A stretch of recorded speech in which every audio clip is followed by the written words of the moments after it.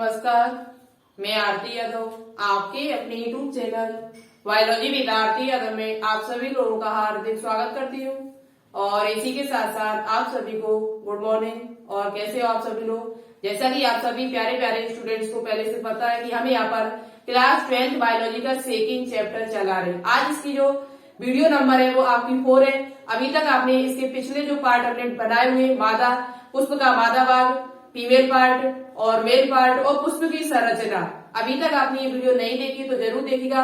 बहुत ही डिटेल से हमने वहां पर समझाया हुआ है हिंदी और इंग्लिश दोनों भाषाओं में, जो सभी के लिए इम्पोर्टेंट है। चाहे आप एम्स नर्सिंग, बीएससी नर्सिंग किसी कहीं से भी करना चाहते हो, आरबीएचएस से, सीपी नर्स से, फार्मेसी, पैरामेडिकल, बीएचयू, सभी एग्जाम्स के लिए इम्पोर्टेंट है। और जो भी हम यहाँ पर पढ़ा रहे हैं वो सभी एनसीईआरटी बेस है। एनसीईआरटी का एक एक पॉइंट हम आपको बताते हुए चल रहे हैं। एक एनसीईआरटी का एक भी पॉइंट नहीं छोड़ रहे हैं जिससे आपको एग्जाम में प्रॉब्लम हो। तो क्लास को कंप्लीट देखिएगा। आज की क्लास बहुत ही इंटरेस्टिंग होने वाली है। आज यहाँ पर हम बात करेंगे परागण। परागण किसे कहते हैं, परागण कितने प्रकार का होता है, जल परागण, वायु परागण किसमें पाया जाता है, बहुत ही इंपोर्टेंट क्वेश्चन है। और यहाँ से आपके एग्जाम में क्वेश्चन बनते भी है। नीट 2018-19 में यहाँ से क्वेश्चन भी बना हुआ है परागण से। ठीक है, तो आप लोग अच्छी तरीके से क्लास को देखना और कॉपी पेन लेकर बैठना। जो भी पॉइंट हम यहाँ पर लेके सभी नोटबुक पे नोट डाउन होने चाहिए। और एक बात और आपसे बोलना चाहती हूँ, इस चैनल पर शाम 7 बजे अब डेली लाइव क्लास चलती है। 4 बजे से हमने 7 बजे कर दी, क्योंकि आपको पता है पहले से हम छत पर वीडियो बनाती हूँ, लाइव क्लास छत पर डालते हैं खुले में, तो वहां पर शाम 4 बजे धूप आ जाती है। कुछ बच्चे हमसे कमेंट करके पूछ भी रहे थे, नहीं मैम 4 बजे ही रखिए।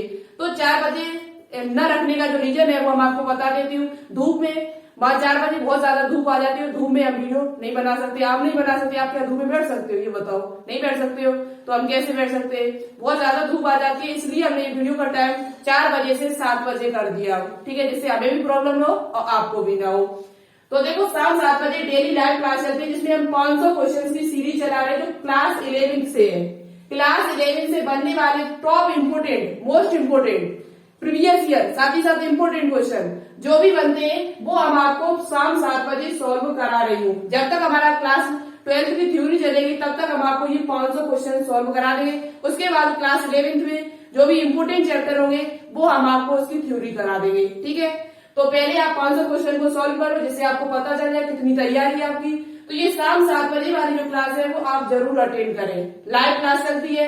कैसी क्लास चलती है? लाइव। और ज्यादा से ज्यादा इस क्लास को शेयर कर देना, जिससे और भी स्टूडेंट शाम की क्लास में हो सके। और आज शाम को आपकी 7 बजे लाइव क्लास चलेगी, आप अटेंड करना आगे। ठीक है, तो यदि आपने चैनल को अभी तक आपने सब्सक्राइब न किया तो प्लीज चैनल को सब्सक्राइब कर लें, लाइक कर दें। वीडियो को अच्छी लगे, जब समझ में आ जाए वीडियो, जब बाद में देख लो उसके बाद, अभी नहीं, देख लो, कुछ सीख लो, समझ लो, तब उसके बाद लाइक करना। सीखने कुछ मिल जाए तो लाइक कर देना और शेयर ज्यादा से ज्यादा जरूर कर देना। और एक बात और आपसे बोलना चाहती हूँ, इससे पिछली वाली वीडियो में हमने आपसे कुछ क्वेश्चन पूछे हुए थे जिनका आंसर कुछ स्टूडेंट्स के द्वारा दिया गया है। मैंने आपसे बोला हुआ था कि हम आपके नाम लेकर आएंगे, जो जो स्टूडेंट्स उन क्वेश्चन का आंसर देगा। 4-5 क्वेश्चन हमने आपको दिए हुए थे मादा जनन भाग से, मादा जनन भाग से पुष्प के। तो 4-5 बच्चों ने आंसर भी दिए हुए, लगभग 4-5-6 बच्चे। सबसे पहले जो हमारे पास आंसर आया था वो आया था नीतू सिंह, उसके बाद टीआई अर्चना, अशोक अग्रवाली, सुहेब मलिक, और उसके बाद सौरभ कुमार, अनुराधा मौर्य, नैन्सी पाल, एकता यादव, इमरान अहमद और उसके बाद अंश सिंह। इन 7-8 स्टूडेंट्स के मेरे पास आंसर आए। अच्छे आंसर दिए उन्होंने, बहुत ही अच्छी तरीके से लिखा हुआ था, तो बहुत ही अच्छी बात है। इसी प्रकार से आंसर देते रहिए और आगे बढ़ते रहिए। तो चलिए अब बात करते हैं अपने पॉइंट पर। सॉरी, इतना लेट, 2-3 मिनट जो मुझे कहना था वो हमने बात आपको बता दिया, क्योंकि मैंने आपसे बोला हुआ था उस दिन। इसलिए बात करते हैं परागण। परागण क्या है? इससे पहले हम आपको मादा जनन भाग बता चुकी हूँ। मादा जनन भाग में मादा युग्मक किस प्रकार से बने हुए थे, मादा युग्मक जो है वो भ्रूण कोश में किस प्रकार से बने हुए थे एम्ब्रॉय सेक में, ये हम आपको बता चुके। एम्ब्रॉय सेक जो आपका होता है, भ्रूण कोश जो आपका होता है वो 7 कोश की होता है, 8 केंद्र की होता है। ये क्वेश्चन आपसे पूछा जा सकता है आपके एग्जाम में। आने वाले एग्जाम में आपको ये किसी न किसी एग्जाम में जरूर क्वेश्चन मिलेगा कि जो आपका भ्रूण कोश होता है वो कितने कोश की होता है, कितने केंद्र की होता है। तो भ्रूण कोश जो आपका होता है वो 7 कोश की होता है और 8 केंद्र की होता है। ठीक है, ये पॉइंट आप अच्छी तरीके से दिमाग में फिट कर लेना। अब बात करते हैं यहाँ पर परागण किस प्रकार से निषेचन की क्रिया होगी। युग्मक बन गए, नर युग्मक भी बन गए, मादा युग्मक भी बन गए, लेकिन अब बात आई निषेचन पर। फर्टिलाइजेशन किस प्रकार से होगा। तो फर्टिलाइजेशन आपका तभी होगा जब नर युग्मक मादा युग्मक के पास जाएंगे। फर्टिलाइजेशन आपका तभी होगा, निषेचन की क्रिया तभी आपकी होगी जब नर युग्मक मादा युग्मक के पास पहुंचेंगे, क्योंकि नर युग्मक आपके मादा युग्मक तो इस तरह रहती है, नर युग्मक जो होते हैं वो आपके मादा युग्मक के पास जाते हैं, मेल गेमीट जो होते हैं वो फीमेल गेमीट के पास पहुंचेंगे। अब किस प्रकार से पहुंचेंगे वो आज हम आपको इस वीडियो के माध्यम से बताएंगे। परागण, पॉलिनेशन, इंग्लिश में कहा जाता है इसे पॉलिनेशन। परागण क्या होता है। परागकणों का, परागकण यानी कि पॉलिन ग्रेन का परागकोश यानी एंथर से निकलकर पराग, ये आपको पता है इस प्रकार से हमने एक फिगर बनाया हुआ था एंथर का, ठीक है। इस प्रकार से ये इसका परागकोश है, ये इसकी पोतक यानी फिलामेंट है, पराग पोतक पुंकेसर का, ये पूरा पुंकेसर है, ये पूरा आपका क्या है पुंकेसर। तो इसके अंदर परागकोश के अंदर लघु बीजाणुधानी पाई जाती थी। लघु बीजाणुधानी में ही आपके पराग कणों का निर्माण होता था। माइक्रोस्पोरेंजियम में ही आपके पॉलिन ग्रेन का निर्माण होता था, ठीक है, और कई सारे पॉलिन ग्रेन बन रहे थे। तो ये परागकोश से निकलकर ये परपका होंगे, परपका होने के बाद इसका स्फुटन होगा। क्या होगा स्फुटन, यानी ये फूटेगा, परपका हो जाएगा तो स्फुटन होगा, और ये परागकण होंगे वो बाहर निकल जाएंगे। कहाँ निकल जाएंगे, बाहर। तो निकलकर मादा पुष्प के वर्तिकाग्र पर, मादा पुष्प का जो वर्तिकाग्र है, मादा पुष्प का जो आपका वर्तिकाग्र है उस पर पहुंच जाएंगे। यहाँ से निकलकर मादा पुष्प के वर्तिकाग्र पर पहुंच जाएंगे। अब ये उसी पुष्प में भी हो सकता है या उसी पादप के दूसरे पुष्प में भी जाकर हो सकता है, ठीक है। तो इस प्रकार से परागण को, वैसे तो आपकी अन्य बुकें हैं उनमें दो प्रकार से बांटा गया, स्वपरागण और परपरागण, लेकिन आप जब एनसीईआरटी बुक खोल के देखेंगे तो उसमें 3 प्रकार का दिया हुआ है। जो परागण है, पॉलिनेशन है, वो 3 प्रकार से दिया हुआ है। स्वपरागण, सजात पुष्पीय परागण और परपरागण यानी पर निषेचन। चलिए हम आपको दिखाते हैं। परागकणों का परागकोश एंथर से निकलकर मादा पुष्प के वर्तिकाग्र यानी स्टिग्मा तक पहुंचने की घटना को यह परागण कहते हैं। क्या कहते हैं, परागण। यहाँ से निकलकर वर्तिकाग्र तक पहुंचने की जो क्रिया है उसे ही क्या कहते हैं, परागण कहते हैं, ठीक है, समझ में आ गया। उसके बाद परागण जो आपके टाइप्स ऑफ पॉलिनेशन जो है आपकी एनसीईआरटी बुक में 3 प्रकार से दिया हुआ है। परागण जो होता है वो 3 प्रकार से यहाँ पर दिया हुआ है। एक संयुग्मन जिसे ऑटोगेमी कहते हैं, क्या कहते हैं, ऑटोगेमी, और एक आता है सजात पुष्पीय परागण, और तीसरा आपका जो दिया हुआ है वहां पर पर निषेचन या पर परागण, इसे क्रॉस पॉलिनेशन कहते हैं। सजात पुष्पीय परागण को जिएटेनोगेमी कहते हैं और संयुग्मन को ऑटोगेमी कहते हैं। इन दोनों को मिलाकर, इन दोनों यानी संयुग्मन और सजात पुष्पीय परागण क्या अंतर होता है ये अभी हम आपको बताएंगे इनमें अंतर क्या है, लेकिन इन दोनों को स्वपरागण कह सकते हैं। इन दोनों को मिलाकर हम स्वपरागण कह सकते हैं। संयुग्मन और सजात पुष्पीय परागण जब दोनों मिलेंगे तो इसे हम स्वपरागण भी कह सकते हैं। क्या कह सकते हैं, स्वपरागण, यानी कि इसे सेल्फ पॉलिनेशन कह सकते हैं। क्या कह सकते हैं, सेल्फ पॉलिनेशन इसे कह सकते हैं, ठीक है। कैसे कहेंगे अभी हम आपको बता रहे हैं, बहुत ही शॉर्ट में बताते हुए चलेंगे, बहुत ही जल्दी में लिखते हुए चलेंगे जिससे आपको समझ में आ जाना चाहिए, और नोट्स जो है वो आप सही से बना लो, ठीक है। तो यहाँ से आपको समझ में आ गया। परागण जो होते हैं वो 3 प्रकार का होता है, संयुग्मन, ऑटोगेमी, सजात पुष्पीय परागण यानी कि जिएटेनोगेमी, पर निषेचन या पर परागण, क्रॉस पॉलिनेशन। बात करते हैं यहाँ पर सबसे पहले संयुग्मन क्या होता है और सजात पुष्पीय परागण किसे कहते हैं, ठीक है। देखते हैं आगे। स्क्रीनशॉट लेना चाहते हो तो स्क्रीनशॉट ले सकते हो आप, और अच्छी तरीके से लिख भी सकते हो। तो देखते हैं यहाँ पर संयुग्मन क्या होता है, ऑटोगेमी क्या होता है, किसे कहते हैं, देखते हुए आपका संयुग्मन यानी ऑटोगेमी। ऑटो का मतलब आप समझ सकते हो स्वयं, मतलब उसी में वो, ठीक है, किसी दूसरे पर न जाना पड़े। ऑटो का मतलब यही तो होता है, स्वयं उसी पादप में, ठीक है। तो परागण का जो पहला प्रकार है वो आपका क्या है, संयुग्मन यानी ऑटोगेमी। एक ही यानी उसी पुष्प में परागकोश से वर्तिकाग्र तक पराग कणों का स्थानांतरण, यानी उसी पुष्प में एक पुष्प है कोई, जैसे हमारा ये हमें और हमारा ये वर्तिकाग्र है, और ये क्या हमारा पराग कोष है हमारा की। तो एक ही पुष्प में उसी पुष्प के पराग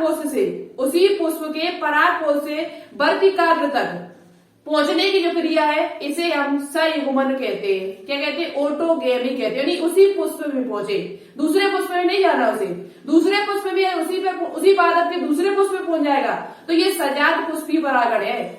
याद कर ले, अच्छी बात है, इस चीज को समझ ले कि सजात पुष्पी परागण और संयुग्मन में अंतर क्या है। अभी हम आपको सजात पुष्पी परागण भी बताएंगे, लेकिन यहाँ पर थोड़ा समझ लो, है तो दोनों संयुग परागण के प्रकार, सजात पुष्पी परागण और संयुग्मन दोनों है, तो ये संयुग्मन के प्रकार, स्वपरागण के प्रकार, सेल्फ पॉलिनेशन के प्रकार, लेकिन इनमें थोड़ा थोड़ा डिफरेंस है, ज्यादा नहीं, थोड़ा डिफरेंस है। वो डिफरेंस हम आपको बताने की कोशिश कर रही हूँ कि जब एक उसी पुष्प के परागकोश से, यानी जैसे एक पुष्प मेरा, मैं केवल एक पुष्प है मेरा, माना कि हम एक पुष्प हूँ और एक पुष्प, यानी कि ये मेरा वर्तिकाग्र है, ये मेरा क्या है? परागकोश है, और इस परागकोश से निकलकर परागकण इसी वर्तिकाग्र पर पहुंच रहे हैं, उसी पुष्प पर पहुंच रहे हैं, तो इस क्रिया को हम संयुग्मन कहते हैं। समझ में आ गया?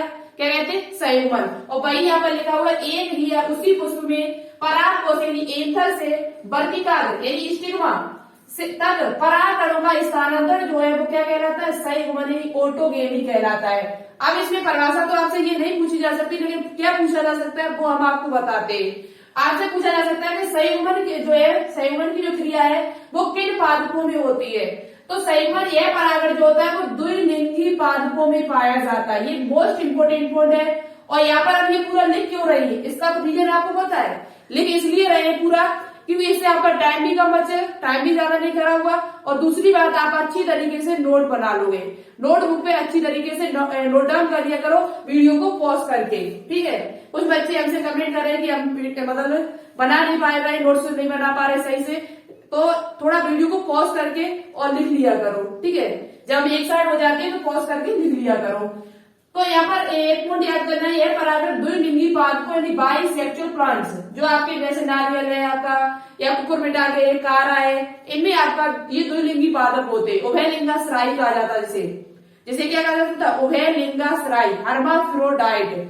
तो जो हर्माफ्रोडाइट वाले जो पादप होते हैं उनमें स्वपरागण की क्रिया होती है, क्योंकि इनमें नर और मादा जो होते हैं वो एक ही पुष्प में पाए जाते हैं। जिसमें नर और मादा एक ही पुष्प में उपस्थित होते हैं उसे क्या कहा जाता है? द्विलिंगाश्रायी, ठीक है, उभयलिंगाश्रायी।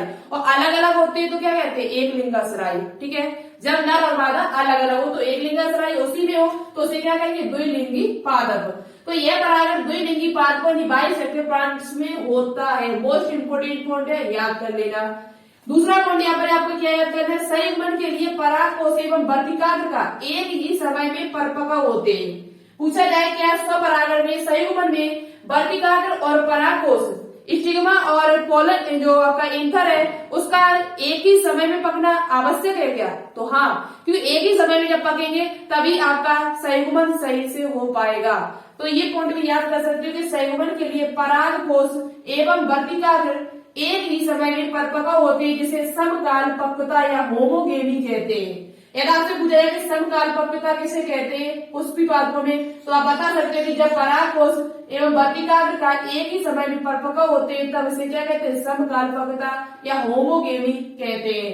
आप देखो यहाँ पर एक ही काल, जब दोनों परागकोश और वर्तिकाग्र एक ही समय में परिपक्व होंगे तभी आपका स्वपरागण सही से हो पाएगा। दूसरी बात, स्वपरागण में पुष्प दो प्रकार के होते हैं। जो आपका संयुग्मन है या स्वपरागण है, इसमें पुष्प जो होते हैं वो आपके दो प्रकार के होते हैं। कितने प्रकार के होते हैं? दो प्रकार के। हिंदी में, शुद्ध हिंदी भाषा में जो आपके एनसीईआरटी बुक में जो शब्द दिया हुआ है वो हम आपको बताते हैं उन्मील परागणी, जिसे इंग्लिश में कहा जाता है चेस्मोगेमी। चेस्मोगेमी क्या होता है अभी आपको समझा रही हूँ। दूसरा आपका होता है अनमीलीय परागणी, जिसे इंग्लिश में कहा जाता है क्लाइस्टोगेमी। क्लाइस्टोगेमी इंग्लिश वाले बच्चे जो समझ चुके होंगे कि चेस्मोगेमी क्या होता है और क्लाइस्टोगेमी क्या होता है, ठीक है।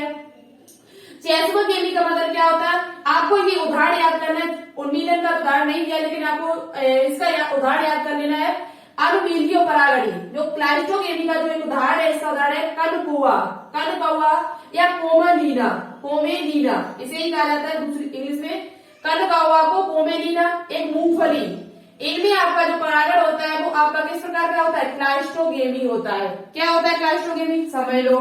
क्लाइस्टोगेमी का मतलब होता है वे पुष्प जो खिलते नहीं है, जिनके दल जो होते हैं वो बंद ही रहते हैं, वो खिलते नहीं है, तो ऐसे पुष्पों को क्लाइस्टोगेमी कहा जाता है। ऐसे परागण को हम क्या कहते हैं, अनमूलीय परागण कहते हैं। अनमीलीय परागण कहा जाता है, जो किसमें पाया जाता है, कोमेलिना में और मूंगफली में पाया जाता है। इनके आपको दल आपको दिख रहे होंगे, क्या दिख रहे हैं, दल। इनके दल जो है वो आप कैसे बंद है, बिल्कुल भी खुले हुए नहीं है। और यहाँ पर ये जो परागकोश आपको दिख रहा होगा, क्या दिख रहा है, ये परागकोश, जो पुंकेसर है वो आपके निकले हुए और यहाँ पर ये वर्तिकाग्र है, और ये पुंकेसर जैसे आपके परागकोश जैसी परिपक्व होंगे, इनमें परागकण जैसी स्फुटन होगा, तो ये परागकोश जो होंगे वो इसी पर पहुंच जाएंगे, नहीं पहुंच जाएंगे, यहीं पर बाहर नहीं निकल पाएंगे। तो यहाँ पर क्या होगा, इसे हम क्या कहते हैं, क्लाइस्टोगेमी कहते हैं। इस प्रकार के परागण को क्लाइस्टोगेमी कहा जाता है। ये पुष्प जो होते हैं वो खिलते नहीं, इनकी विशेषता है, क्लाइस्टोगेमी की विशेषता है कि ये पुष्प ऐसे पुष्प होते हैं जो खिलते नहीं है, उनके अंदर ही आपका परागण हो जाता है। तो इसे क्या कहेंगे, संयुग्मन। उसी पुष्प में तो हो रहा है, यहाँ पर जो बात लिखी हुई थी, एक ही पुष्प या उसी पुष्प में तो हो रहा है, यहाँ से परागकण निकले और आपकी वर्तिकाग्र पर पहुंच गए, इसे क्या कहेंगे, संयुग्मन। और संयुग्मन में भी क्या कहेंगे, क्लाइस्टोगेमी। क्या कहेंगे, क्लाइस्टोगेमी, जो आपका किसमें होता है, मूंगफली में पाया जाता है। दूसरा बात करते हैं चेस्मोगेमी क्या होता है। तो चेस्मोगेमी में क्या होता है, ये पुष्प जो होते हैं वो आपके पुष्प जो होते हैं वो कैसे होते हैं, खिले हुए होते हैं। आपका एनसीईआरटी में जो शब्द दिया है वो इस प्रकार से दिया हुआ, अनावृत। माने नहीं, व्रत माने जो कैसे हो, खुले हुए हो। अनावृत बीजी, आवृत बीजी। आवृत बीजी का मतलब क्या होता है, जो ढके हुए होते हैं। अनावृत बीजी का मतलब क्या होता है, जो ढके हुए नहीं होते। ठीक है, जिनके पुष्प खुले हुए हो वो कैसे होंगे, अनावृत होंगे। पुष्प जो हो कैसे हो, खुले हुए, और जो खुले हुए वो कैसे हो, आवृत होंगे, ढके हुए बीज होते हैं। तो वही सेम पोजीशन यहाँ पर है। तो ये पुष्प जो है वो कैसे खिले हुए, ये पुष्प जो है वो आपके कैसे खिले हुए होते हैं, और इनके परागकोश से निकलकर परागकण यहाँ आएंगे, वर्तिकाग्र पर मिलेंगे, निषेचन क्रिया हो जाएगी। तो इसे कहा जाता है चेस्मोगेमी। क्या कहा जाता है, चेस्मोगेमी। तो आपको समझ में आ गया होगा कि संयुग्मन क्या होता है। संयुग्मन किसमें पाया जाता है, संयुग्मन जो होता है वो द्विलिंगी पादपों में पाया जाता है। जितने भी द्विलिंगी पादप होते हैं उन सभी में संयुग्मन की क्रिया होती है, ऑटोगेमी की क्रिया होती है। संयुग्मन किसे कहते हैं और ये कितने प्रकार का होता है, तो चेस्मोगेमी और क्लाइस्टोगेमी। और इसमें वर्तिकाग्र जो परागण होते हैं वो एक ही समय में आपके पकते हैं। अब बात करेंगे सजात पुष्पीय परागण। किसकी बात करेंगे, सजात पुष्पीय परागण। आपको समझ में आ गया, आप स्क्रीनशॉट ले सकते हो और अच्छी तरीके से ये उदाहरण याद कर लेना। ठीक है, लीजिए स्क्रीनशॉट तब तक। सजात पुष्पीय परागण, सजात पुष्पीय परागण क्या होता है, तो जिएटेनोगेमी और आपका जो ऑटोगेमी है वो लगभग दोनों को मिला दिया जाए तो ये स्वपरागण कह सकते हैं इनको। जिएटेनोगेमी और ऑटोगेमी जो है वो स्वपरागण के ही प्रकार है। स्वपरागण इन दोनों को मिला के कह सकते हैं। कैसे, देखो हम आपको समझाते हूँ। सजात पुष्पीय परागण यानी जिएटेनोगेमी एक ही पादप के, एक पुष्प के परागकणों, यानी एक पुष्प के परागकणों का उसी पादप के दूसरे पुष्प के वर्तिकाग्र तक पहुंचना या स्थानांतरण होने की क्रिया जो है उसे कहा जाता है सजात पुष्पीय परागण। मतलब पादप एक ही होना चाहिए। कैसे, देखो समझोगे, जैसे हमारा ये पादप है, माना कि ये पादप है और इस पादप पे ये पुष्प लगे हुए हैं, ये पुष्प लगा एक, और एक उसी पादप, एक पुष्प आपका ये हो गया और दूसरा पुष्प माना कि ये है। ठीक है, दूसरा पुष्प आपका ये है। तो इस पुष्प के परागकण, इस पुष्प के जो परागकण है वो इस पुष्प पर आ जाए। ठीक है, ध्यान से समझना, पादप एक ही है। पादप कैसा है, एक ही है, दूसरा पादप नहीं है, एक ही पादप का एक पुष्प के परागकण निकलकर उसी पादप के दूसरे पुष्प पर पहुंच जाते हैं, दूसरे पुष्प की वर्तिकाग्र पर पहुंच जाते हैं, तो इसे कहा जाता है सजात पुष्पीय परागण। क्या कहा जाता है, इस क्रिया को क्या कहा जाता है, जिएटेनोगेमी कहा जाता है। इस पुष्प के परागकण निकलकर इस पुष्प की वर्तिकाग्र पर पहुंच जाते हैं तो इसे क्या कहा जाता है, सजात पुष्पीय परागण। लेकिन यहाँ से क्वेश्चन पूछा जा सकता है आपसे, परिभाषा तो नहीं पूछी जा सकती है, किसे कहते हैं। क्वेश्चन क्या पूछा जा सकता है, एक ही पादप के एक पुष्प के परागकणों का उसी पादप के दूसरे पुष्प के वर्तिकाग्र तक पहुंचना क्या कहलाता है, सजात पुष्पीय परागण, जिएटेनोगेमी कहते हैं। यह सजात पुष्पीय परागण संयुग्मन के जैसा ही होता है। उसमें क्या होता था, इसी से परागकण निकले और पर यहीं पर पहुंच गए, तो ये कौन सा है, संयुग्मन है। इसे क्या कहा जाता था, संयुग्मन कहा जाता था। ठीक है, पादप तो एक ही है, पादप तो एक ही है, लेकिन ये यहाँ से लेकर यहाँ जा रहे हैं। ठीक है, और ये यहाँ से निकले यहीं पर पहुंच गए उसी वर्तिकाग्र पर, तो इसे संयुग्मन कहते हैं। क्या कहते हैं, संयुग्मन, ऑटोगेमी। उसी पुष्प से निकले परागकोश और उसी वर्तिकाग्र पर पहुंच जाए उसी पुष्प के, तो ये क्या है, संयुग्मन है। और यहाँ से निकलकर यहाँ तक जा रहे हैं, तो ये क्या है, सजात पुष्पीय परागण। क्या कहते हैं इसे, सजात पुष्पीय परागण। तो लगभग एक जैसा है ये जो सजात पुष्पीय परागण होता है वो संयुग्मन जैसा ही होता है। कैसा होता है, ऑटोगेमी जैसा ही होता है। दूसरी बात, अब देखो यहाँ पर तुम्हें एक चीज याद करनी है जो बहुत ज्यादा इंपोर्टेंट है, वेरी वेरी इंपोर्टेंट है। यहाँ से परागकण जब जाएंगे, यहाँ से परागकण जब जाएंगे तो अपने आप तो पहुंच नहीं जाएंगे, किसी न किसी की सहायता से जाएंगे। कीट के द्वारा जाए, वायु के द्वारा जाए, जल में यदि जल के द्वारा जाएंगे, यानी किसी न किसी माध्यम से जाएंगे। कोई न कोई माध्यम उसका होगा कि नहीं होगा। तो यहाँ पर जब किसी न किसी माध्यम से जा रहे हैं तो ऐसा कहाँ पर आपको देखने को मिलता है, पर परागण में। ऐसा देखने को आपको कहाँ पर मिलता है, क्रॉस पॉलिनेशन में, जहाँ पर जल, वायु या कीटों के द्वारा, जंतु के द्वारा परागकण जाते। तो यहाँ पर एक पॉइंट लिखा हुआ है कि सजात पुष्पीय परागण क्रियात्मक रूप से पर परागण के समान होते हैं। क्रियात्मक क्रिया के रूप से देखा जाए तो ये पर परागण के समान है। क्यों समान है, क्योंकि इनका जो परागकण होंगे वो इस पुष्प से निकलकर इस पुष्प में आएंगे तो किसी न किसी माध्यम से आएंगे, किसी न किसी माध्यम से आएंगे। एक पुष्प से दूसरे पुष्प में जा रहे हैं तो क्रियात्मक रूप से ये किसके रूप में, पर परागण के समान है। क्रियात्मक रूप से पर परागण के समान है, लेकिन इनका अनुवांशिक जो है गुण, वो अनुवांशिक जो लक्षण है वो अलग अलग नहीं हुए। यदि किसी दूसरे पादप से आते होंगे, उसी जाति के दूसरे पादप से इस पादप पर आते तो इनका अनुवांशिक जो गुण है वो अलग अलग हो जाता। अनुवांशिक जो गुण है वो कैसा होता, अलग अलग। लेकिन ये उसी पुष्प से है तो ये अनुवांशिक तरीके से देखा जाए तो समान है। यहाँ पर पॉइंट लिखा हुआ है कि सजातीय पुष्प क्रियात्मक रूप से पर परागण है क्योंकि किसी एजेंट या कर्मक की आवश्यकता होती है। किसी एजेंट या कर्मक के द्वारा ही ये परागकण यहाँ तक जाएंगे, किसी एजेंट या कर्मक के द्वारा ही ये परागकण वहां जाएंगे तो ये क्रियात्मक रूप से पर परागण, लेकिन आनुवांशिक रूप से भिन्न नहीं होते। आनुवांशिक रूप से ये जो होते हैं वो आपके कैसे होते हैं, आनुवांशिक रूप से ये स्वपरागण की तरह ही से होते हैं, आनुवांशिक रूप से भिन्न नहीं होते। आनुवांशिक रूप से ये कैसे नहीं होते, भिन्न नहीं होते। ठीक है, आनुवांशिक रूप से ये भिन्न नहीं होते। यहाँ पर ये पॉइंट आपको याद कर लेना है। ठीक है, ये पॉइंट आपको याद कर लेना है। यहाँ पर यह क्रियात्मक रूप से पर परागण की तरह होते हैं, अनुवांशिक रूप से होता है इसका भिन्न नहीं होता है। जैसे ये एक लिंगी भी हो सकता है, द्विलिंगी में भी हो सकता है। सजात पुष्पीय परागण है वो एक लिंगी और द्विलिंगी दोनों में हो सकता है। यहाँ पर थोड़ा हम कंफ्यूज हो रहे हैं, इसलिए यहाँ पर अभी आपको सही से बता देंगे। ये अनुवांशिक रूप से वैसे भी ये भिन्न नहीं है क्योंकि इनका अनुवांशिक जो लक्षण है वो सेम होगा, एक ही पादप की बात हो रही है। तो क्रियात्मक रूप से ये पर परागण की तरह काम करती है क्योंकि इसमें एजेंट की जरूरत पड़ती है, और अनुवांशिक रूप से ये भिन्न नहीं होते। तो अब बात करते हैं किस पर परागण नहीं, पर निषेचन पर। ठीक है, पर परागण क्या है, कितने प्रकार का होता है, जैविक और अजैविक। बहुत ही इंपोर्टेंट है आपका टॉपिक, आगे का जो टॉपिक है बहुत ही इंपोर्टेंट है पर परागण। पर परागण से एग्जाम में क्वेश्चन पूछे जाते हैं और यहीं से नीट में क्वेश्चन पूछे गए थे।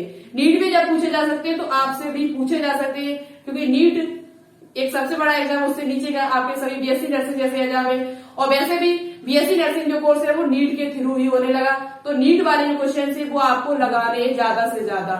नीट के क्वेश्चन यदि आप 13, 14, 15 साल के लगा लेते हो तो आपको एग्जाम में बहुत ज्यादा हेल्प मिलेगी। तो चलिए अब बात करते हैं पर परागण पर। ठीक है, ये परागण का तीसरा प्रकार है और बहुत ही इंपोर्टेंट है, मोस्ट इंपोर्टेंट है क्योंकि यहाँ से आपके एग्जाम में क्वेश्चन पूछे जाते हैं। पर परागण यानी क्रॉस पॉलिनेशन, जिसे हम जीनोगेमी या पर निषेचन भी कहते हैं। जीनोगेमी या पर निषेचन। पर परागण क्या होता है, इस क्रिया में एक पुष्प के परागकण उसी जाति के दूसरे पौधे के, एक पुष्प आपका ये है, एक पुष्प पादप ये है और दूसरा उसी जाति का, जैसे गुड़हल, ऐसा नहीं है गुड़हल या आम का पादप है तो आम के परागकण पीपल पे पहुंच जाए, आम के परागकण है वो पीपल पहुंच जाए, ऐसा नहीं। आम के जो परागकण होंगे वो आम के ही वृक्ष पर जाएंगे, तभी आपका क्रॉस पॉलिनेशन होगा। ठीक है, तो उसी जाति के जैसे माना कि ये आपका है एक पादप ये आम का और दूसरा आम का पादप आपका ये है, ठीक है। तो यहाँ से परागकण निकलकर आपके इस पादप पर पहुंच जाए, यहाँ से परागकण निकलकर आपके उसी जाति के दूसरे पादप पर यदि पहुंच जाते हैं तो इस क्रिया को हम पर परागण कहते हैं, क्रॉस पॉलिनेशन कहते हैं, ठीक है। क्या परिभाषा लिखी है, एक पुष्प के परागकण उसी स्पीसीज के दूसरे पौधे के पुष्प के वर्तिकाग्र पर, दूसरे पौधे के पुष्प के वर्तिकाग्र यानी स्टिग्मा पर यदि पहुंच जाते हैं तो इस क्रिया को ही हम पर परागण कहते हैं। क्या कहते हैं, पर परागण। अब देखो पर परागण जो होता है, ये परागण क्रिया रूप से देखा जाए, एक परागण क्रिया है वो आनुवांशिक रूप से भिन्न होती है। यह जो परागण की क्रिया है पर परागण की वो आनुवांशिक रूप से भिन्न होती है, जबकि स्वपरागण की क्रिया आनुवांशिक रूप से भिन्न नहीं होती है। तो उसी पादप में हो रहा था, उसी पुष्प में हो रहा जा रहे थे परागण, लेकिन यहाँ क्या होगा, इसका गुण होगा और इसका गुण थोड़ा जरूर डिफरेंस होगा। इसमें गुणों में जो आनुवांशिक गुण है वो जरूर इसके अलग अलग होंगे थोड़े बहुत, क्योंकि एक मनुष्य, एक व्यक्ति जैसे मैं और मेरा जैसे और दूसरा कोई व्यक्ति, तो उसमें गुणों में क्या होगा, अंतर तो होगा जरूर। ऐसा तो है नहीं कि सेम हो जाए। एक जैसे दो भाई बहन है, दो बहनें, तो दोनों बहनों का जो आनुवंशिक गुण है क्या वो सेम होगा, सेम तो नहीं होगा, अलग अलग होगा कि नहीं होगा, थोड़ा बहुत तो जरूर 0.1% अलग अलग सभी का होता है। तो सेम पोजीशन भाई यहाँ पर है कि आनुवंशिक गुण जो होंगे वो कैसे होंगे, अलग अलग होंगे, आनुवंशिक जो लक्षण होंगे वो कैसे होंगे, अलग अलग होंगे। तो आनुवंशिक रूप से यह भिन्न होता है। जो पर परागण होता है उसमें आनुवंशिक रूप से यह कैसा होता है, भिन्न होता है। स्वपरागण की आपको हानियां और लाभ आपको पढ़ लेनी है, आपके बुक में दी हुई है। स्वपरागण से क्या हानियां हैं, क्या लाभ होते हैं। स्वपरागण में क्या होता है, उसमें आपको ज्यादा परागण नहीं खर्च करने पड़ते, उसमें जो पुष्प होते हैं उसमें आपका रंगहीन होता है, यानी कि ज्यादा, क्योंकि और उसमें जो मकरंद होता है वो भी नहीं बनता आपका, ठीक है। तो अभी हम मकरंद के बारे में आगे भी बताएंगे, आप पढ़ सकते हो एक बार जाके। पर परागण की अभिकर्मक या कारक, एजेंट ऑफ पॉलिनेशन। पर परागण जो होता है वो दो प्रकार का। सबसे पहले पर परागण को हमने उसके अभिकर्मक या कारक को दो भागों में बांटा हुआ है। कितने भागों में, दो भागों में। एक आपका अजीवीय कारक, एक आपका जीवीय कारक, यानी कि एबायोटिक एजेंट और बायोटिक एजेंट। अजीवीय में क्या आएगा आपका, तो जल और वायु। यदि आपसे पूछा जाए कि निम्न में से अजैवीय कारक कौन सा है, जिसमें जीवन ना हो वो क्या है आपका अजैवीय, और जिसमें जीवन पाया जाता है वो क्या है, जैवीय आपका हो जाएगा, बायोटिक हो जाएगा। तो जल और वायु ऐसे आपका परागण है, पर परागण की क्रिया माध्यम है जो आपके कैसे होते हैं, अजैवीय होते हैं। कैसे होते हैं, अजीवीय। तो जल और वायु दो आपको याद कर लेंगे। अब हम आगे बात करेंगे अभी जल और वायु के द्वारा कैसे होता है। और जीवी में आपको याद करना है जंतु परागण, जंतु के द्वारा। जीवीय कारक जो आपका है वो क्या आ जाएगा, जंतु। और एक पॉइंट याद करना है आपको कि अधिकतर पौधों में जो परागण की क्रिया होती है वो जीवीय कारक के द्वारा ही होती है, जंतुओं के द्वारा होती है। अब जंतु यहाँ पर शब्द क्यों, क्योंकि जंतु में आपके कीट पक्षी होंगे, चमगादड़ और मक्खियां, मधुमक्खी, मधुमक्खी, मक्खी हो जाएगा, बर्रा, चींटियां, इन सभी के द्वारा होता है, ठीक है। सर्पों के द्वारा, स्तनधारी जो सर्प है कुछ उनके भी द्वारा पर परागण की क्रिया होती है, ठीक है। तो ये जंतु शब्द यहाँ पर हो जाएगा, जंतु द्वारा परागण कुछ होता है। तो अधिकतर जो पौधे होते हैं वो परागण की जो क्रिया करते हैं वो जैवीय कारक के द्वारा ही करते हैं, ठीक है। पूछा जाए अधिकतर पादप जो होते हैं वो किसके द्वारा परागण की क्रिया करते हैं, तो वो जैवीय कारक के द्वारा, बायोटिक एजेंट के द्वारा करते हैं। तो ये इनके माध्यम है, पर परागण के माध्यम। यदि आपसे पूछे पर परागण किस किस के माध्यम से हो सकता है, तो पर परागण जो है तो आपका जल के द्वारा, जल के माध्यम से, वायु के माध्यम से और जंतुओं के माध्यम से होता है, ठीक है। अब बात करेंगे सबसे पहले यहाँ पर जल के द्वारा होने वाला परागण। जल के द्वारा, जल के माध्यम से किस प्रकार से परागण होता है। जल के माध्यम से यदि आपसे पूछा जाए कि जल के माध्यम से होने वाले परागण को क्या कहा जाता है, जल के माध्यम से होने वाले परागण को क्या कहा जाता है, तो आपको पता है जल के माध्यम से होने, जो जल में एक जल परागण हो रहा है, जल के द्वारा परागण हो रहा है, तो जल में पाए जाने वाले पौधों में होगा पहली बात। तो यानी जल परागण जब हो रहा है तो किसमें होगा, पहला बात करते हैं सबसे पहले जल परागण। किसकी बात करते हैं, जल परागण। जल परागण जो होगा इसे कहा जाता है हाइड्रोफिली। क्या कहा जाता है, हाइड्रोफिली कहा जाता है, हाइड्रोफिली, ठीक है, हाइड्रोफिली कहा जाता है। यानी ऐसा परागण जो जल के माध्यम से होता हो, और ये परागण जो होगा वो किसमें होगा, जल में जल में पाए जाने वाले जीवों में, जल में पाए जाने वाले पौधों में, जल में पाए जाने वाले पौधों में होगा पहली बात। अब जल में पाए जाने वाले पौधे कौन कौन से होते हैं, इसे पूछा जा सकता है हाइड्रोफिली क्या है। तो जल के माध्यम से होने वाले परागण को क्या कहा जाता है, हाइड्रोफिली कहा जाता है। जल परागण जो होता है वो एक निश्चित है, एनसीईआरटी बुक में आपका दिया हुआ है कि यह लगभग 30 वंशों तक सीमित है। जल परागण जो आपका होता है वो केवल 30 वंश, 30 जीनस ऐसे 30 वंश तक ही सीमित है। देखो जल के द्वारा परागण बहुत कम होता है। क्यों कम होता है, क्योंकि अधिकांश जो पादप होते हैं वो स्थलीय होते हैं। अधिकांश जो पादप है वो कैसे, स्थलीय। बहुत कम पादप है जो आपके जल में पाए जाते हैं, लेकिन कुछ है जैसे आपका शैवाल है, ब्रायोफाइट है, टेरिडोफाइट से निम्न वर्गीय पादप होते हैं, उनमें जल के द्वारा परागण होता है। किसके द्वारा होता है, जल के द्वारा। तो यहाँ पर आपके एनसीईआरटी बुक में ये दिया हुआ है कि 30 वंश तक ही सीमित है। 30 वंश ऐसे हैं जिनमें आपका जल के द्वारा परागण होता है। तीसरी बात, जल के द्वारा परागण ये किस किस में पाया जाता है, तो जैसे आपका एल्गी है, निम्न वर्ग के जो पौधे एल्गी है, उसके बाद आपका ब्रायोफाइट से क्या होते हैं, ब्रायोफाइट है आपके, ब्रायोफाइट के बाद आपके टेरिडोफाइट है, टेरिडोफाइट। ऐसे पादप है जिनमें जल के द्वारा परागण होता है। किसके द्वारा परागण होता है, जल के माध्यम से। एल्गी है, ब्रायोफाइट है और टेरिडोफाइट है। लेकिन अब यहाँ पे आपको एक पॉइंट जो बहुत ही ज्यादा इंपोर्टेंट जो आपसे पूछा जाता है, जल के द्वारा जो परागण होता है, जल में पाए जाने वाले पादप में कुछ जल परागण जो होता है वो 2 प्रकार का होता है। पहली बात तो जल परागण जो होता है वो आपका 2 प्रकार का होता है, एक हाइपोहाइड्रोफिली, एक एपीहाइड्रोफिली। देखो हम यहाँ पर आपको दोनों प्रकार बता देते हैं। जल परागण जो होता है वो आपका 2 प्रकार का होता है। अभी हम आपको बताएंगे किन किन पादपों में जल परागण पाया जाता है, किन किन पादपों में जल परागण पाया जाता है। तो जल परागण जो आपका है वो 2 प्रकार का होता है। एक आपका है एक आपका क्या है, हाइपोहाइड्रोफिली, हाइपोहाइड्रोफिली जिसे हम ये, और एक आपका होता है एपोहाइड्रोफिली, एपोहाइड्रोफिली। अब इसका मतलब क्या होता है देखिए, तो वे पादप जो जल की सतह पर पाए जाते हैं, वे पादप जो जल की सतह पर उड़ते हैं, वे पादप जो जल की सतह पर हो, कहां पर हो, जल की सतह पर होते हैं, उनको कहा जाता है एपोहाइड्रोफिली।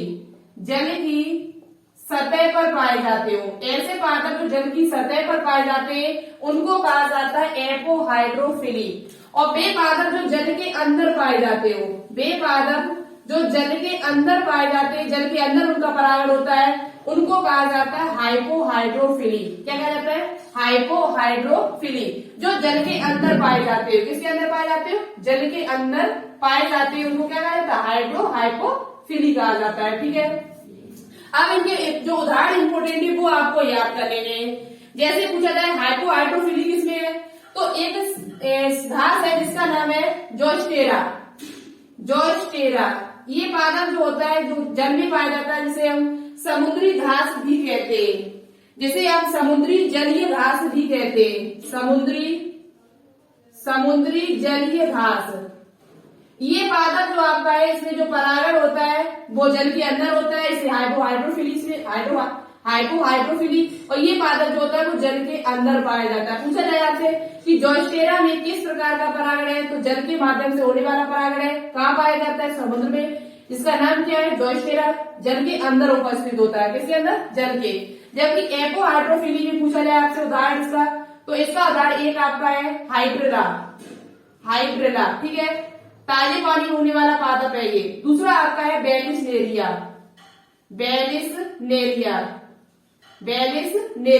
ये दोनों ऐसे पादप है जो ताजे जल में पाए जाते हैं। पूछा जाए कि ताजे जल में उगने वाले पादपों का नाम बताओ, ताजे जल में उगने वाले पादप है ये। ठीक है, ताजे जल में उगने वाले पादप हाइड्रेला और बेलिसनेरिया, ये ऐसे 2 पादप है जिनमें जल के माध्यम से परागण होता है। एपोहाइड्रोफिली जल की सतह पर पाए जाते हैं। कहां पर पाए जाते हैं, जल की सतह पर पाए जाते हैं। ठीक है, ये आपको समझ में आ जाए। ये ताजे जल में उगते हैं और जो जल परागण होता है वो अधिकांश एक बीजपत्री पौधों में पाया जाता है। ये पॉइंट भी आप याद कर सकते हैं कि जो एक आपका जो जल परागण होता है वो अधिकांश जो होता है वो एक बीजपत्री पौधों में पाया जाता है, मोनोकॉट प्लांट्स में, ठीक है, मोनोकॉट प्लांट्स में एक बीजपत्री पौधों में पाया जाता है। कौन सा आपका हाइड्रोफिली। हाइड्रोफिली जो है वो अधिकांश एक बीजपत्री पौधों में पाया जाता है और लगभग 30 वर्ष तक सीमित है। जल में पाए जाने वाले पौधों में होता है, एल्गी में होता है, ब्रायोफाइट में होता है, टेरिडोफाइट में होता है जो जल में पाए जाते हैं। और साथ ही साथ ये दो प्रकार का होता है जल परागण, हाइपोहाइड्रोफिली, एपोहाइड्रोफिली। ये जोस्टेरा, इसमें समुद्री घास जिसे कहते हैं, समुद्री घास, और एपोहाइड्रोफिली जिसे हाइड्रिला और बेलिस्टेरिया कहते हैं। लेकिन अब एक यहाँ पर आपका अपवाद भी है, एक आपका अपवाद भी है। कुछ पादप ऐसे हैं जो जल में तो पाए जाते हैं, कुछ ऐसे पादप हैं जो आपसे आपके नीट एग्जाम में पूछे जा चुके हैं। ये क्वेश्चन आपके नीट एग्जाम में पूछा जा चुका है। कुछ पादप ऐसे तो है, ऐसे पादप हैं जो जल में तो पाए जाते हैं। किसमें पाए जाते हैं? जल में तो पाए जाते हैं, जल के द्वारा ही उनका परागण होना चाहिए था, लेकिन जल के माध्यम से परागण नहीं होता है। जल में पाए जाने वाले पौधे हैं कुछ, जिनका नाम क्या है? एक पौधा आपका है जलकुंभी, वाटर हाइसिंथ। क्या कहा जाता है? एक आपका पौधा है जिसे आप पहले से परिचित है, हम आपको इसके बारे में पहले भी बता चुकी हूँ। वाटर हाइसिंथ, जिसे बंगाल का आतंक कहा जाता है, जिसे हिंदी में कहते हैं जलकुंभी, जलकुंभी। और एक दूसरा पादप आपका है वाटर लिली, मुकुदनी। एक आपका पौधा है जिसका नाम है वाटर लिली। क्या नाम है उसका? वाटर लिली, जिसे मुकुदनी कहते हैं, ठीक है। ये पानी की सतह पर पाए जाते हैं, जल की सतह पर पाए जाते हैं। किसमें पाए जाते हैं? जल की सतह पर, जिसका नाम क्या है? Water lily, water lily. इसे कहा जाता है मुकुदनी, मुकुदनी, ठीक है, वाटर लिली। ये ऐसे पादप हैं जो जल की सतह पर पाए जाते हैं। कहाँ पाए जाते हैं? जल की सतह पर तो पाए जाते हैं। इनमें लेकिन जल के द्वारा परागण नहीं होता है, इनमें जल के द्वारा परागण नहीं होता है। इनमें जो परागण की क्रिया होती है वो किसके माध्यम से होती है? तो अच्छी तरीके से नोटबुक में नोट डाउन कर लेना, कीट और वायु के माध्यम से होती है। इनमें जो जल की क्रिया, जो परागण की क्रिया होती है वो कीटों के द्वारा, इंसेक्ट के द्वारा और वायु के माध्यम से होती है। पाए जाते हैं जल में, लेकिन जल के द्वारा इनमें परागण की क्रिया नहीं होती है। अपवाद है ये, अपवाद के स्वरूप आप लिख सकते हो नोटबुक में, ठीक है, अपवाद है ये। क्या है? अपवाद है, जल में पाए जाने वाले ऐसे दो पादप हैं जिनका नाम है वाटर हाइसिंथ, जलकुंभी, बंगाल का आतंक जिसे कहा जाता है, और दूसरा आपका है वाटर लिली, जिसे मुकुदनी कहा जाता है। इसमें जो परागण की क्रिया होती है वो कीट और वायु के माध्यम से होती है। समझ में आ गया? तो ये था आपका जल परागण। जो पॉइंट आपके बढ़ रहे थे वो हमने आपको सभी बता दिए। ये पॉइंट याद कर लेना। जल में, ताजे जल में उड़ने वाले पादपों के नाम पूछे जाए आपसे तो आप बता सकते हो, हाइड्रा और बेलिस्टेरिया। अब बात करते हैं वायु परागण। किसकी बात करते हैं? ले लेना, इसका स्क्रीनशॉट ले सकते हो आप और याद कर लेना, बहुत ही इंपोर्टेंट है ये पॉइंट। पूरी अगर आप वीडियो में बात की जाए तो सबसे इंपोर्टेंट पॉइंट आपका यही है, क्योंकि यहाँ से एग्जाम में क्वेश्चन, दो क्वेश्चन बनते हैं, एक आपका ताजे जल वाला और एक आपका अपवाद हो, ठीक है, जलकुंभी का। अब बात करते हैं वायु परागण। वायु के द्वारा परागण और उसके बाद जंतु परागण, फिर आपका ये टॉपिक फिनिश हो जाएगा। देखो, वायु के माध्यम से जो परागण होता है उसे क्या कहा जाता है? दूसरा आपका अजैविक कारक है वायु परागण, वायु परागण। और एक बात और याद रखना, वायु और जल के माध्यम से जो परागण क्रिया होती है उसमें परागकण जो होते हैं वो बहुत ज्यादा निकलते हैं। परागकण जो होते हैं वो बहुत ज्यादा निकलते हैं, क्योंकि पता नहीं वायु के माध्यम से वायु कहाँ तक जाए, कहाँ रुक जाए, तो इसमें परागकण जो होते हैं वो बहुत ज्यादा मात्रा में निकलते हैं। और इस ऐसे पादप जो होते हैं जिनमें जल के माध्यम से और वायु के माध्यम से परागण की क्रिया होती है, उनके पुष्प जो होते हैं वो ज्यादा मतलब आकर्षित नहीं, ज्यादा अच्छे नहीं देखने में लगते और गंधहीन होते, महकनी कोई ज्यादा आती है, ठीक है, क्योंकि ये अपनी ऊर्जा खत्म नहीं करना चाहते। वायु के माध्यम से यानी कहाँ तक वायु की कहाँ तक जाए, कहाँ तक परागकण पहुंच पाए कि नहीं भी पहुंच पाए, तो इनमें परागकण जो होते हैं वो असंख्य मात्रा में बहुत ज्यादा निकलते, बहुत ज्यादा मात्रा में इनमें निकलते। तो यहाँ पर एक पॉइंट याद कर लेना है कि वायु और जल परागण में पुष्प में मकरंद रहित और रंगहीन होते। वायु के माध्यम से और जल के माध्यम से जो परागण होता है उसमें परागकण जो होते हैं, परागकण जो आपके होते हैं वो रंगहीन होते, रंगहीन और मकरंद रहित होते, मकरंद मकरंद मकरंद क्या होता है? तो मकरंद जो होता है वो स्वाद में मीठा होता है। मकरंद रहत आपके होते हैं, ठीक है। तो ये भी आप याद कर सकते हो। जल और वायु जल परागण में जो पुष्प होता है, पुष्प की बात कर रहे हैं यहाँ पर, परागण की बात नहीं कर रहे। पुष्प जो होता है वायु और जल के माध्यम से जो परागण होता है उसमें पुष्प जो होते हैं वो रंगहीन होते हैं और मकरंद रहत होते हैं। मकरंद जो होता है वो स्वाद में मीठा लगता है। कैसा लगता है? स्वाद में मीठा लगता है, चिपचिपा नहीं होते। ये कैसे नहीं होते? चिपचिपे नहीं होते परागण, ठीक है। चलिए बात करते आगे नेक्स्ट पॉइंट की। अब बात करते वायु परागण क्या होता है। वायु परागण जो होता है वो क्या आपका होता है? वायु के द्वारा होने वाले परागण को क्या कहते हैं? वायु परागण कहते हैं। वायु के द्वारा होने वाले परागण को क्या कहते हैं? वायु परागण या एनिमोफिली कहा जाता है। एनिमोफिली कहा जाता है, ठीक है। दूसरी बात, वायु परागण में जो परागकण होते हैं, वायु परागण में जो परागकण होते हैं वो आपके हल्के होते हैं। परागकण जो आपके होते हैं वो कैसे होते हैं? हल्के होते हैं, हल्के होते हैं। साथ ही साथ ये कैसे होते हैं? ये आपके चिपचिपाहट वाले नहीं होते, इनमें चिपचिपाहट नहीं पाई जाती है। हल्के और चिपचिपाहट, ये आपका एनसीईआरटी में रिपोर्ट दिया हुआ है। चिपचिपाहट रहित होते, चिपचिपाहट रहित, इन चिपचिपाहट पर जो स्नेह वो नहीं पाया जाता है। चिपचिपाहट रहित होते हैं। कैसे होते हैं? हल्के क्यों होते हैं? वायु के माध्यम से जाएंगे, भारी होंगे तो नहीं जा पाएंगे, कहीं भी पुष्प से निकलेंगे पुष्प में ही गिर जाएंगे, कहीं अंधी थोड़ी जगह चल के जाएंगे गिर जाएंगे वो, तो हमारा परागण क्रिया तो हो नहीं पाएगी। तो ये जो वायु के द्वारा जो परागकण जाएंगे वो हल्के होते हैं। कैसे होते हैं? वजन में कैसे होते हैं? हल्के होते हैं, जिससे ये आसान तरीके से पादप तक पहुंच जाए, दूसरे पादप तक, ठीक है। तो वायु के द्वारा जो परागण जाएंगे वो कैसे होते हैं? हल्के होते हैं और चिपचिपाहट रहित होते हैं। चिपचिपाहट रहित के मतलब क्या है? यदि वो चिपचिपाते होंगे तो कहीं न कहीं वही गिर जाएंगे, कहीं चिपक जाएंगे दीवार पे, कहीं दूसरे पादप पर चिपक जाएंगे जाके, तो पहुंच ही नहीं पाएंगे, तो ये जो परागकण होंगे वो कैसे होते हैं? हल्के होते हैं और चिपचिपाहट रहित होते हैं। चिपचिपाहट नहीं पाई जाती है। ये चिपचिपाहट इनमें पाई जाएगी तो ये कहीं न कहीं चिपक जाएंगे और आपके पहुंच ही नहीं पाएंगे दूसरे पादप तक, ठीक है। तो ये पॉइंट आपके समझ में आ गया होगा। दूसरी बात आपको यहाँ पर याद कर लेनी है कि ये जो ताकि हवा में अच्छी तरीके से जोगे से ये संचरित हो सके। और वायु परागण जो पुष्प होते हैं वो एक लिंगी होते हैं। अधिकांश देखा जाए तो वायु के द्वारा जो परागण पुष्प होते हैं, वायु परागित जो पुष्प होते हैं, वायु के द्वारा जो परागित पुष्प होते हैं वो एक लिंगी होते हैं। कैसे होते हैं? मोनो एक लिंगी आपके होते हैं, ठीक है। कैसे होते हैं? एक लिंगी होते हैं। कैसे होते हैं? मोनोसेक्सुअल होते हैं, एक लिंगी आपके होते हैं। यूनिसेक्सुअल होते हैं। कैसे होते हैं? यूनिसेक्सुअल होते हैं। वायु परागण जो पुष्प होते हैं वो कैसे होते हैं? अधिकांश एक लिंगी होते हैं। तभी तो पूछ जाएगा, तभी तो एक लिंगी का मतलब क्या है? जिसमें नर और मादा कैसे हो? अलग अलग होते हैं। दूसरी बात आपको यहाँ पर याद करना है, इसका उदाहरण क्या है? उदाहरण आपको याद कर लेना है मक्का। क्या? मक्का आपका दिया हुआ है। जो मक्का होता है, मक्का जिसे कहा जाता है भुट्टा, उसमें दिया हुआ है शब्द ये एनसीईआरटी भुट्टा, जिसे कहते हैं कॉर्न, जिसे इंग्लिश में लिखा हुआ है वहां पर कॉर्न केब। क्या लिखा हुआ है? Corn cab. और एक आपका है घास।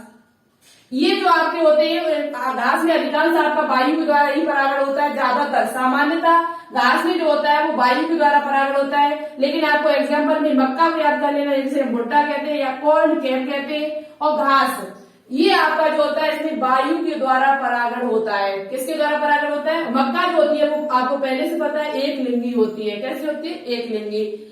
एक पॉइंट आपको याद करना है, वायु परागण करने वाले पुष्प द्वारा प्रचुर मात्रा में परागकण उत्पन्न किए जाते हैं। वायु के द्वारा जो परागण होगा, परागण की जो मात्रा होगी, परागकण जो होंगे वो बहुत ज्यादा प्रचुर मात्रा में, क्योंकि पता नहीं कहां तक पहुंच सके, बहुत ज्यादा पता नहीं वहां पादप पर पहुंच भी पाएंगे या नहीं भी पहुंच पाएंगे। तो परागकण जो होंगे वो प्रचुर मात्रा में निकलते हैं, प्रचुर मात्रा में निकलते हैं। तो ये भी पॉइंट आपको याद कर लेने हैं, ठीक है। दूसरा पॉइंट आपको याद करना है, यहाँ पर जो परागकण होते हैं वो छोटे होते हैं और शुष्क होते हैं, वह हल्के होते हैं। आपको पता है यहाँ पर जो परागकण होते हैं, इसमें जो परागकण बनेंगे वो आपके कैसे होते हैं? छोटे होते हैं, परागकण जो आपके बनते हैं वो कैसे होते हैं, छोटे होते हैं, बड़े होंगे तो नहीं पहुंच पाएंगे, छोटे होते हैं, हल्के होते हैं और चिपचिपाहट रहित होते हैं। दूसरी बात, वायु में आसानी से पहुंच जाते हैं। वायु परागण पुष्प जो होते हैं, वायु के द्वारा जो परागण पुष्प होंगे उसमें अंडाशय जो होगा उसमें एक ही बीजांड पाया जाता है। वायु के द्वारा जो परागित पुष्प होते हैं वो अधिकांश उसमें जो होता है वो अंडाशय में, प्रत्येक अंडाशय में एक ही बीजांड होगा। कितना होगा, एक ही बीजांड पाया जाता है, एक ही बीजांड यानी एक ही ओव्यूल पाया जाएगा। ठीक है, प्रत्येक ओवरी के अंदर आपका एक ही ओव्यूल पाया जाता है जो भी वायु के द्वारा परागित पुष्प होते हैं। वायु के द्वारा जो भी परागण की क्रिया होती है उनमें अधिकांश देखा गया है कि उनके अंडाशय के अंदर एक ही बीजांड पाया जाता है। कितने बीजांड पाए जाते हैं, एक ही बीजांड पाया जाता है। तो ये गुण आपको याद कर लेंगे जो वायु से संबंधित है, वायु परागण से संबंधित। अब बात करेंगे यहाँ पर हम जंतु परागण की। किसकी बात करेंगे, जंतु परागण जो मोस्ट इम्पोर्टेंट है। ठीक है, कह सकता है तो ये गंधहीन होते जो वायु और जल के द्वारा, वायु और जल में कोई रंग का कोई मतलब भी नहीं है। वायु के रंग देख लिया कि नहीं है मुझे इस पुष्प पे जाना है, इस पुष्प पे जाना है, ऐसा तो वो देखेगी नहीं। जल आएगा तो जल रंग नहीं देगा, जल रंग की सहायता से तो आएगा नहीं कि नहीं मुझे यहाँ पर जाना है। और जल ना तो गंध देखेगा कि मुझे नहीं इसमें सुगंध अच्छी आ रही, इसमें सुगंध अच्छी आ रही तो मुझे इधर नहीं इधर जाना है। तो ये अजैवी कारक है। तो जो गंध सुगंध रंग का कोई जिन्हें मतलब नहीं है। तो जल और वायु के माध्यम से जो परागण होते हैं वो हल्के होते हैं, साथ ही साथ वो रंगहीन होते, गंधहीन होते, मकरंदहीन होते, उनमें कोई मकरंद नहीं पाया जाता है। ठीक है, लेकिन यहाँ पर जो जंतु के द्वारा परागण होता है वो बहुत ज्यादा इंपॉर्टेंट है। उसके लिए रंग भी इम्पोर्टेंट है, उसके लिए सुगंध भी होना इम्पोर्टेंट है और उसके लिए मकरंद होना भी इम्पोर्टेंट है। तो जंतु परागण, एनिमल पॉलिनेशन, एनिमल पॉलिनेशन जो है वो आपका कई प्रकार से होता है। जैसे कीट परागण, कीटों के द्वारा जो परागण होता है इसे कहा जाता है एंटोमोफिली। पूछा जा सकता है आपसे एंटोमोफिली क्या होता है, तो कीटों के द्वारा होने वाले परागण को एंटोमोफिली कहा जाता है। पूछा जाए पक्षी परागण, ऑरिंथोफिली, क्या कहा जाता है इसे, ऑरिंथोफिली। पक्षियों के द्वारा जो परागण होता है उसे ऑरिंथोफिली कहा जाता है। जैसे यहाँ पर एक पक्षी है जो सबसे ज्यादा करता है, जिसे कहा जाता है गुंजन पक्षी, जिसे हमिंग बर्ड भी कहा जाता है, जो सबसे छोटा पक्षी है। हमिंग बर्ड जो होता है वो परागण में बहुत ज्यादा सहायक है। वो छोटा पक्षी है गुंजन पक्षी, जिसे हमिंग बर्ड भी कहा जाता है। और घोंघे के द्वारा परागण जो होता है उसे कहा जाता है मेलेकोफिली। क्या कहा जाता है, मेलेकोफिली। उसके बाद चमगादड़ के द्वारा जो परागण होता है उसे कहा जाता है चेरेप्टोफिली। क्या कहा जाता है, चेरेप्टोफिली। तो ये 4-5 तरीके से होता है, कीटों के द्वारा भी होता है, पक्षियों के द्वारा होता है, घोंघे के द्वारा होता है, चमगादड़ के द्वारा होता है। कुछ उदाहरण आपकी एनसीईआरटी में और दिए हुए, जैसे मधुमक्खी, भौरा, बीटल जिसे कहते हैं, तितलियां, चींटियां, बर्र, सल्व, मक्खी, पक्षी में आपको बता दिया गुंजन पक्षी है, जैसे शंखखोरा। कुछ बानर के द्वारा होता है, कुछ किसके द्वारा होता है, बानर के द्वारा भी होता है, सर्पों के माध्यम से भी आपका परागण होता है। तो इसमें सभी आ जाते हैं, सभी आपके आ जाते हैं, तो इसलिए इसे जंतु परागण कहते हैं। क्या कहते हैं, जंतु परागण। और अधिकतर जो पादप होते हैं, पुष्पीय पादप जो होते हैं, अधिकतर जो पुष्पीय पादप होते हैं वो आपके जंतु के द्वारा ही परागण करते हैं। वायु और जल की अपेक्षा देखा जाए तो जंतुओं के द्वारा परागण की जो क्रिया होती है वो सबसे ज्यादा होती है। यदि आपसे पूछा जाए कि सबसे ज्यादा परागण की क्रिया किसके माध्यम से होती है, वायु के द्वारा, जल के माध्यम से, जंतु के द्वारा, तो आपको आंसर क्या बताना, जंतु के द्वारा। उसके बाद आपको पॉइंट याद करना है, इसमें जो पुष्प होते हैं, कीट के द्वारा जो परागित पुष्प होते हैं वो सुगंध वाले होते हैं, क्योंकि सुगंध जब होगी पुष्प में महक आती होगी तभी तो कोई कीट आएगा वहां पर। कीट उसी चक्कर में आएगा सुगंध को लेने के लिए, लेकिन वो वहां पे परागण भी छोड़ के जाएगा। ठीक है, लेके जाएगा, छोड़ के जाएगा। उसके बाद आपका कैसा होता है, मकरंद युक्त होता है। इसमें कुछ मकरंद ग्रंथियां पाई जाती है। पुष्प में क्या होती है, कुछ मकरंद ग्रंथियां पाई जाती है। पुष्प में मकरंद ग्रंथियां पाई जाती है, जिनके द्वारा मकरंद नाम का एक पदार्थ निकलता है जो स्वाद में मीठा होता है। मकरंद नाम का एक पदार्थ निकलता है जो स्वाद में मीठा होता है, चिपचिपा होता है, जिसकी वजह से यहाँ पर कीट आते हैं। ठीक है, तो मकरंद युक्त होता है, रंगीन होते हैं ये पादप। इनके पुष्प जो होते हैं वो कैसे होते हैं, रंगीन होते हैं, आकर्षित होते हैं, देखने में बहुत अच्छे लगते हैं। और अधिकतर जो पुष्पीय पादप होते हैं उनमें जो परागण की क्रिया होती है वो जैविक के द्वारा होती है। पूछा जाए आपसे कि अधिकतर पुष्पीय पादपों में जो परागण की क्रिया वो जैविक के द्वारा है, अजैविक के कारण है। तो आपका आंसर क्या हुआ? जैविक के कारण। जैविक में भी पूछा जाए किसके कारण सबसे ज्यादा है? वायु के द्वारा, जल के द्वारा, जंतु के द्वारा। तो जंतुओं के माध्यम से। किसके माध्यम से? जंतुओं के माध्यम से। जंतु में पूछा जाए कि जंतुओं में भी सबसे ज्यादा किसके द्वारा होती है? तो मधुमक्खियों के द्वारा। किसके द्वारा होती है? मधुमक्खियों के द्वारा।